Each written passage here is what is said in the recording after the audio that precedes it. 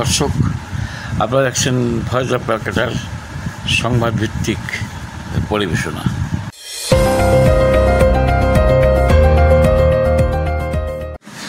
বাংলার ঠিকানা কেড়ে নিলে বিজেপি মুছে যাবে, বোলপুর থেকে হুঁশিয়ারি মমতার।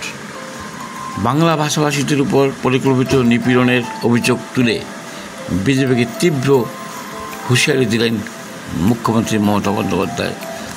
বোলপুরের রাস্তায় লক্ষ মানুষের মিছিল, হাতে রবীন্দ্রনাথের ছবি, কণ্ঠে প্রতিবাদের ধ্বনি, এই বার্তাই দিল বাংলার ঠিকানা মুছে ফেললে মুছে যাবে বিজেপিও। মমতা বলেন, আমি কোনো ভাষার বিরুদ্ধে নই, আমি বিভাজনের রাজনীতির বিরুদ্ধে। বাংলায় কথা বললেই বাংলাদেশি বলে দেওয়া হচ্ছে, এই ষড়যন্ত্র আমরা রুখে দেব। তার অভিযোগ, নির্বাচন কমিশনের স্পেশাল ইন্টেনসিভ রিভিশন বা SIR এর নামে বেছে বেছে বাংলায় ভোটারদের নাম তালিকা থেকে বাদ দেওয়া হচ্ছে।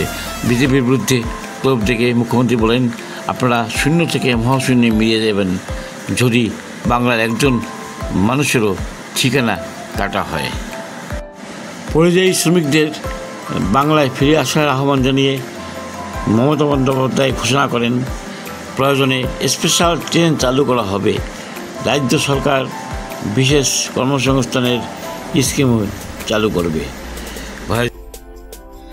এছাড়া গুজরাটের মাটিতে কংগ্রেসের সংগঠন সুজন অভিযান সভায় গর্জে উঠলেন রাহুল গান্ধী। সবাই নিচুতলার কর্মীদের এক হওয়ার বার্তা দিয়ে কড়া হুঁশিয়ারি দিলেন কংগ্রেসের ভিতরে যারা তলায় তলায় বিজেপিরা কাজ করেন, তাদের আর দলের দরকার নেই। রাহুল বলেন, এটা মেনে নেওয়া যায় না যে কংগ্রেসের নেতাকর্মীরা গোপনে বিজেপির সঙ্গে যুক্ত থাকবেন। শুধু তাই নয়, প্রার্থী নির্বাচনে জেলা সভাপতিদের মতামতকে এবার থেকে প্রাধান্য দেবে দল, এমন বার্তাও দিলেন রাহুল। পাশাপাশি নির্বাচন কমিশনকে নিশানা করে রাহুল মন্তব্য করেন, যখন একজন ব্যাটার বারবার আউট হন তখন আম্পায়ারের নিরপেক্ষতা নিয়ে প্রশ্ন ওঠে। এখানে বিজেপির সুবিধা করে দিচ্ছে নির্বাচন কমিশন। গুজরাটকে বিজেপি RSSের শক্ত ঘাঁটি বলেও কটাক্ষ করেন রাহুল। তার কথা, দেশ একটা মন্দির হলে সেখানে কারা প্রসাদ পাবে আর কারা পাবে না তা ঠিক করছে বিজেপি। পিছিয়ে পড়া মানুষের সঙ্গে অন্যায় হচ্ছে, শিল্পপতিরা বিশেষ সুবিধা পাচ্ছে, এই অভিযোগ তুলে রাহুল বলেন, গুজরাটে শাসক পরিবর্তন একমাত্র উপায়।